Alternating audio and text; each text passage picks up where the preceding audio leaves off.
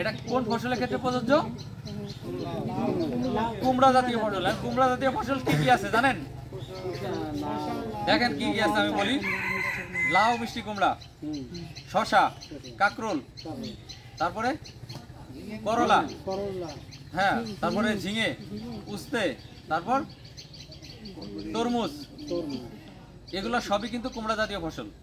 বুঝতে পারছেন? তাহলে কুমড়া জাতীয় ফসলের ফলন বৃদ্ধির জন্য অন্যতম একটা দরকারি টেকনিক কি বলেন তো? কাটিং। এর কাটিং করতে হবে ফলন বেশি পেতে চাইলে। 3টা কাটিং এর কথা বলছে, 3টা কাটিং ফলন বেশি আনার জন্য। ও একটা কাটিং বলছে 1G কাটিং, তারপরে বলছে 2G কাটিং, তারপরে বলছে 3G কাটিং। 3টা কাটিং যদি আপনি যে কোনো কুমড়া জাতীয় ফসলে করেন তাহলে আপনার ফলন আর ফলন মানে প্রতি পাতার গোড়া থেকে একটা করে ফল পাবেন আপনি।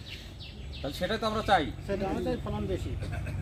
এখন মাটি থেকে যে গাছটা বেরোয় সেই গাছের বৈশিষ্ট্য হচ্ছে ওই গাছে কখনো ফুল আসবে না, এটা কিন্তু ওই গাছের ন্যাচারাল বৈশিষ্ট্য। যদিও কখনো ফুল আসে ওই ফুলটা পুরুষ ফুল হবে। তাহলে আপনি কিন্তু লাউ বা মিষ্টি কুমড়া বা শসা এগুলো সবই কিন্তু কুমড়া জাতীয় ফসল, তাহলে আপনি ফলটা কিন্তু পাবেন না। তাহলে আপনার ফল পাওয়ার জন্য কি করতে হবে? প্রথম যে গাছটা বের হলো ওই গাছে কিন্তু কোনো ফুল আসবে না। ওই গাছ দিয়ে আপনি মাথা যদি ভরে ফেলেন কোনো লাভ আছে? এই কারণে প্রথম যে গাছটা বের হবে ওই গাছের 14 পাতা হইলে আমরা বলি মাথাটা কেটে দেন। মাথা কাটলেই ওর নিচের থেকে প্রত্যেক পাতার গোড়া থেকে আরেকটা করে ডাল বের হবে। বুঝতে পারছেন? এখন যে ডালটা বের হবে এই ডালটাকে আমরা বলি 2G ব্রাঞ্চ। এই 2G ব্রাঞ্চের বৈশিষ্ট্য কি? 2G ব্রাঞ্চে যত ফুল আসবে অর্ধেক পুরুষ অর্ধেক স্ত্রী। তাহলে এখানে আপনি কিছু লাভ পাবেন, কিন্তু আমরা যখন বাণিজ্যিকভাবে এটা করব আমাদের আরো বেশি দরকার। এই জন্য এই 2G ডাল যতগুলো আছে 14 পাতা থেকে যদি কাটেন নিচে তাহলে 14টা পাতা আছে না, কমপক্ষে 10টা ডাল বের হবে। এই 10টা ডালই আমরা আবার কেটে দেব। এই 10টা ডাল কাটলে এই প্রত্যেক ডাল থেকে আবার 10টা করে ডাল বের হবে না? সেই সব ডাল যেগুলা বলছি এই ডালগুলোর নাম 3G ডাল বা 3G ব্রাঞ্চ। এই 3G ব্রাঞ্চের বৈশিষ্ট্য 3G ব্রাঞ্চের প্রত্যেক পাতার গোড়ায় একটা করে ফুল হবে এবং সেই ফুল স্ত্রী ফুল। বুঝতে পারছেন? 75%-এর বেশি স্ত্রী ফুল হবে এখানে। তাহলে দেখেন আপনি যদি 3টা কাটিং করেন তাহলে আপনার মাচার অধিকাংশ ডাল কোন ডাল হবে বলেন তো? 3G ব্রাঞ্চ হবে। কারণ প্রথমটা তো কেটে দিছেন, দ্বিতীয় গুলা 14 পাতা হইলে কেটে দিছেন, তারপরে তাহলে এখন যত ডালগুলো আছে সবগুলা কি ডাল? 3G ডাল কিন্তু সব, তাই না?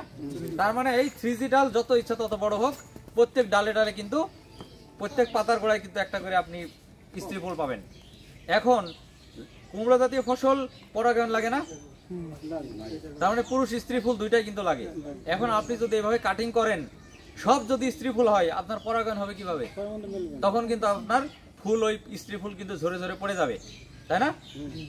এই জন্য আমাদের ওই যে যখন আমরা 2G কাটিং করছিলাম, 2G কাটিং করার সময় যে দ্বিতীয় 2G ব্রাঞ্চ যেগুলো ছিল সেই ব্রাঞ্চের কিন্তু আমরা 2-1টা ব্রাঞ্চ রেখে দেব। বুঝতে পারছেন?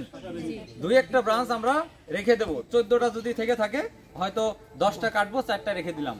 ওই 4টা কিন্তু আমার অর্ধেক স্ত্রী ফুল অর্ধেক পুরুষ ফুল দিবে, কিন্তু সে পুরুষ ফুলের যোগানটা কিন্তু দিবে, তাই না?